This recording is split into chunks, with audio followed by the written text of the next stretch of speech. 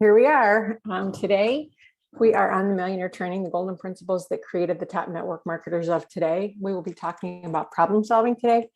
But before we do, let's go ahead and do our normal stuff. My name is Tammy Todd, and I'm in Huntington Beach, California. And I'm so excited to be here with you. So I'm just so grateful. I'm so grateful for you for being here with me. I'm so grateful for everything that's happening. I'm grateful for this amazing company that I'm with, ASEA. I'm blown away every time I plug in and learn more. It's just incredible. So I'm so excited about what's coming. I'm so grateful for always staying in this on the green edge of growing. You know, we're all becoming. You know, some of the things that ASEA talks about is belong, believe, become, or believe, belong, become, and I am becoming. Like, I believe in this company more than I believe in anything. I know our cells need this. Every one of us, everybody needs redox signaling molecules, whether they realize it or not. Most people are still unaware of what it is. But anyway, enough of that.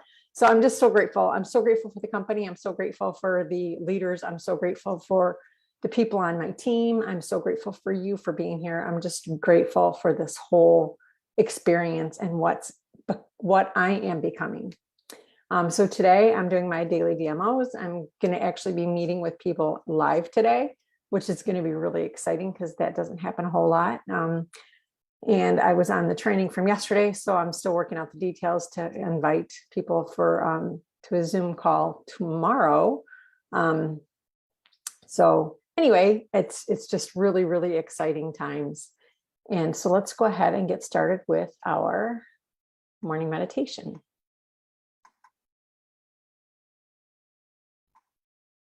Network marketers of today. We will be talking about problem solving today. But before we do, so take a deep breath of life.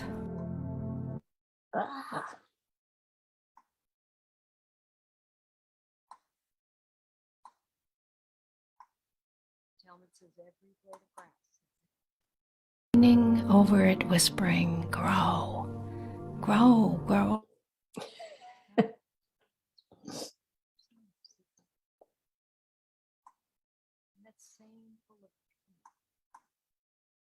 And in you. It is the spiral pull of becoming that is everywhere present in the universe, for the universe itself is ever seeking fuller, freer, expanded life. And you are part of this wondrous spiral of becoming. Your very DNA is a spiral, and you feel that pull to the more. Learning to work in concert and cooperation with the great laws of the universe. Open doors of possibilities that prior would have seemed completely impossible and only for the few, not you. But now, through your interest, your study, and your willingness, you're beginning to understand that not only is dream building your right, but your responsibility. For you have come here to give the gift of you, without which the fabric of creation is incomplete. For you did not create you. You can't even breathe you. You're being breathed by the great spirit of life itself, and something wonderful is happening with you right now. It is this thing called life.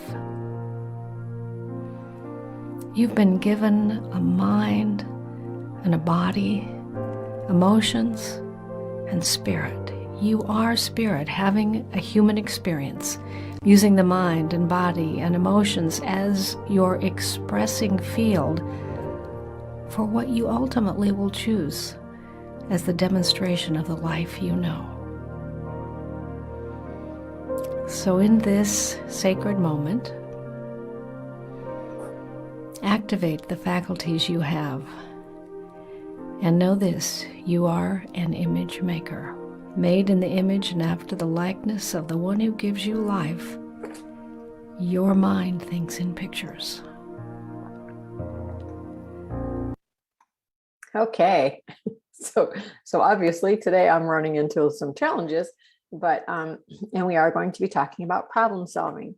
But I'm just so grateful for you for being here. It's just been such an incredible journey, and obviously, like everybody, I run into struggles all the time as well. Technology causes other issues, right? So we run into glitches. It just happens. So please forgive me for the glitches this morning. So we are on page 87, problem solving. Learn how to handle problems quickly and effectively. Success is a habit. Unfortunately, so is failure. Vince Lombardi said, winning is a habit, but so is losing a habit. Vince Lombardi built the Green Bay Packers dynasty, which nobody thought he could do. Following a game, Lombardi and his team reviewed the films the next day. He was more upset if they won and played sloppy than when they lost but played well. Now, why would that be? It wasn't about winning or losing. It was about habits and how they played the game. Vince Lombardi understands habits. You've got to correct these habits. You've got to work on the habits. One of them is problem solving. We have to talk about problems here. Now, to talk about problems, I'm going to have to draw you another picture. It's a walnut, okay? Do you know how to crack a walnut? Why do you crack a walnut? To get inside. Why do you want to get inside? Because the goodies are inside. All the goodies are inside the walnut, right? So the walnut right here does you no good. But if you crack the nut, you get inside to the goodies and you get to eat all of the goodies. You're entitled to it because you cracked the nut, right? Problem solving is a lot like walnuts. It is. You have to learn to solve problems. Here's a formula. Problem solving equals maturity. Maturity equals personal growth. Personal growth equals production, and you've got to produce.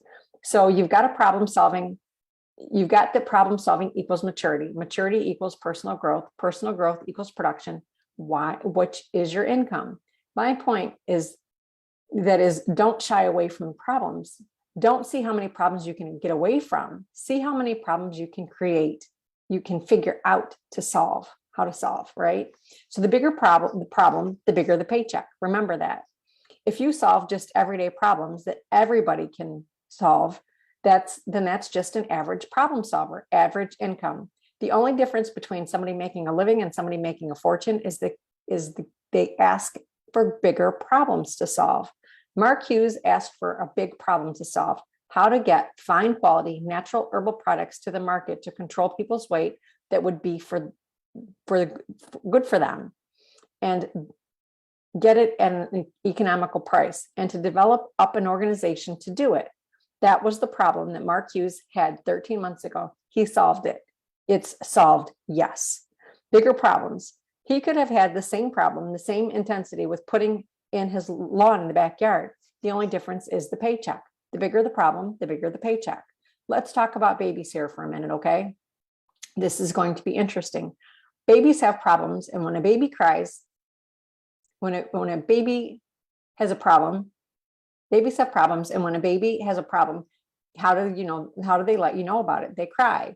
You know when a baby's got a problem because they cry. Let's talk about some of the problems that a baby could have. One of them could be that they're hungry, right? If you're hungry, they cry.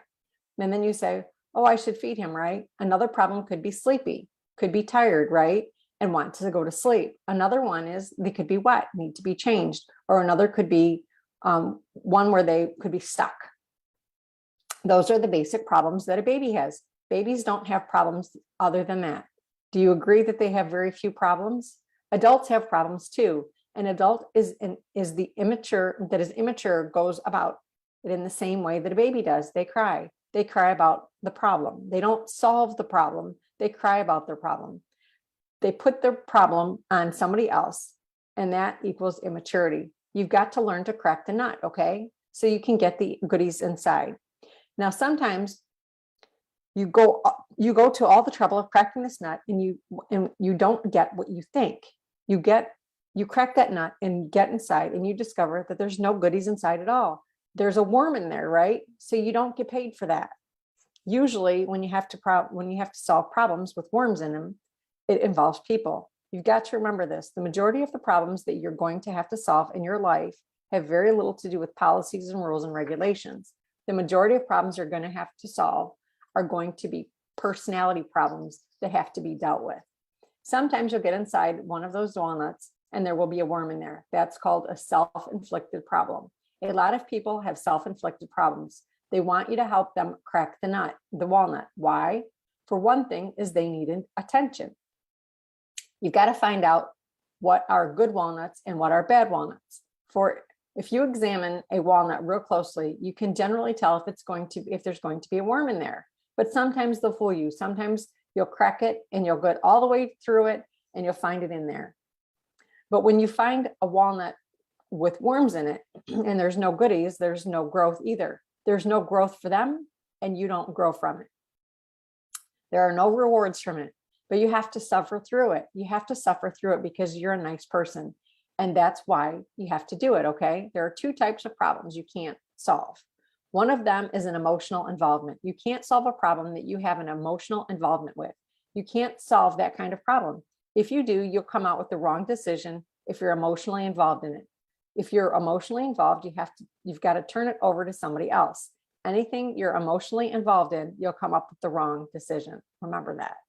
The second one is that you can't solve is when your hammer isn't big enough. You need more experience to be able to handle the situation. So you have to call on your sponsor or mentor. You have to call on somebody else to solve it. You have to call on someone you have confidence in, a third person perhaps, but your hammer is not large enough to solve that problem, okay?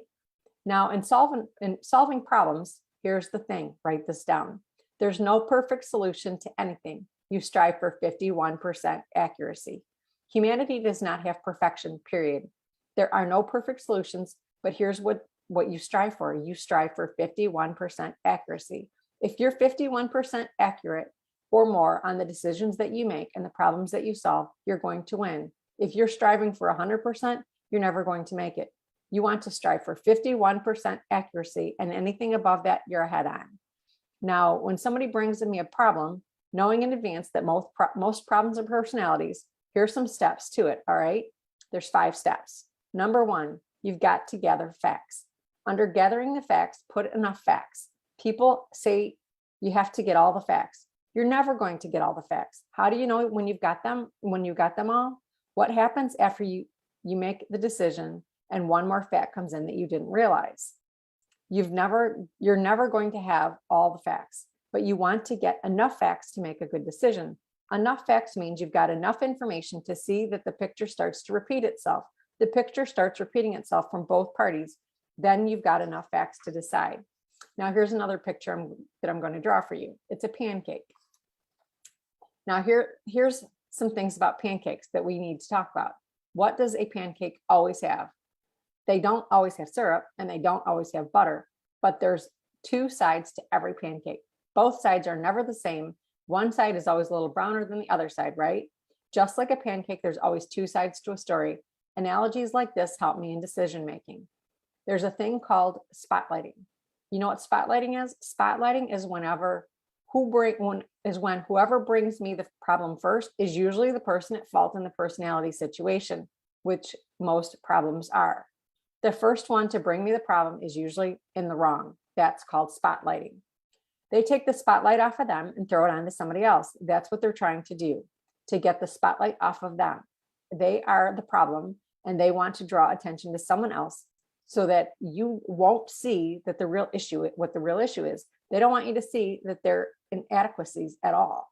Number 2, brainstorm for possible solutions. Possible solutions, every possible solution. There's no perfect solutions, remember. Another possible solution, find several. Not the correct solution. You're not after the correct solution here. You're after possible solutions. Number 3, pick 2 solutions.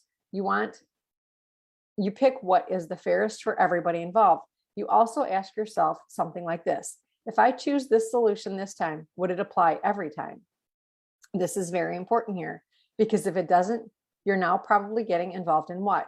Personalities. If you choose this solution this time, would it work exactly the same the next time that the circumstance comes up? If it can't, you need to analyze it. For example, someone says, somebody stole my prospect, right? Possible solution is that you could shoot the guy who stole the prospect, or you could shoot the prospect, right? You just have to brainstorm for solutions. here's another part to that. You always have to find somebody that you hold in esteem and that you've got to say, how would they handle this situation? How would they do it? Number 4, you choose the best solution. Choose the best solution. Choose it quickly, knowing that you will make mistakes. But what's your goal? Your goal is 51% accuracy. When you choose it, here's what you judge. You judge intent. You've got to judge intent when somebody has done something inaccurate. You've got to judge their intent. Was there greed involved? Was there malice involved? That has some great deal to do with intent. They may have done it out of intent, which means greed and malice. They may have done it out of ignorance, which means they didn't know. They honestly didn't know. They may have done it out of stupidity, which means they knew, but they did it anyway. Or they could have done it because they had false facts. So then you just have to get to act accordingly. Number 5, act on your decision. Once you've made your decision, you act upon it. You act upon it. You decide. You inform the people involved, knowing in advance that not everyone will agree, but you decide and you act on it, and you never look back on your decision ever. The bigger the problem, the bigger the paycheck. When someone brings you a personality problem, you set them down, and here's the first 3 things that you say. First, folks, before we get started, we've got to understand this, that what can I do about yesterday? And you know what the answer will be? Nothing. That's part 1. Second is, if you're here today to be part of the problem, or you're here today to be part of the solution, is going to determine my attitude. If you're here to be part of the solution, we'll talk. If you're here to be part of the problem, it's over. Did you come here today to be part of the problem, or did you come here today to be part of the solution? And they will say the solution. Third, I always say, I want you to know right now, there's no perfect solution to anything. Now, if you agree to these ground rules, we'll proceed and we move forward to the solution. Now, these concepts will help you in solving problems. So it's just so true. We all go through this. We all have problems that come up. And not only in network marketing or in our business, it comes up in life, right? So you want to have 51% accuracy. You want to have you want to have as much information as you can possibly get. And like you said, once it starts repeating itself, then you know you have enough facts. So if something does happen to come in that might slightly change it, it's not going to change the ultimate outcome, because you already know what you want to achieve, right? You know, you want to give a fair presentation, a fair outcome for everybody involved.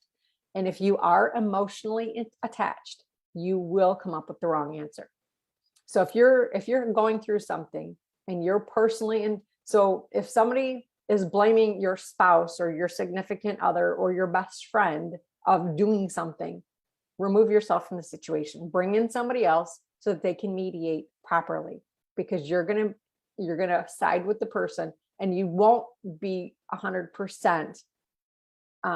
You're going to sway towards the person that you care about more than you're going to look for the results, the best solution. So always do your due diligence and do the right thing, and step out of that situation and have somebody else come in and do that for you. So make sure you do that, because it is so true. And there was one other thing I wanted to touch on. Oh, and brainstorming. It's such a good idea to brainstorm. When you are brainstorming, it is just that. It's not coming up. We're talking about write down as many possible options of answers or solutions as you can. Set a timer. And I would suggest all the people involved. So you and the people involved in this discussion, or that are looking for a solution, have them also get involved in that brainstorming solution setting, because they're going to come up with ideas too. And during that process, you're also going to see the actual intent of what's really going on. If they were, and you'll also get to learn if they're here for part of the solution or to be part of the problem. So I totally agree with that. If you're here, and I have said that many times, are you here to be part of the solution? Or are you here to be part of the problem? If you're here to be part of the problem, you can just walk away now, because I am not going to take on your problem. I will help you come up with the solution, but I will not allow you to conduct yourself in this manner. That is not what we are about. So I hope that you found this helpful, and I look forward to seeing you tomorrow.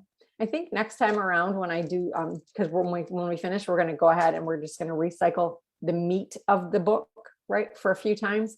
And I think I will add next time. This time we're doing each chapter all on its own, but I think next time I will combine, because I didn't realize some of them were so short. So I might combine two if it fits. So anyway, have a wonderful day and keep flipping those pennies.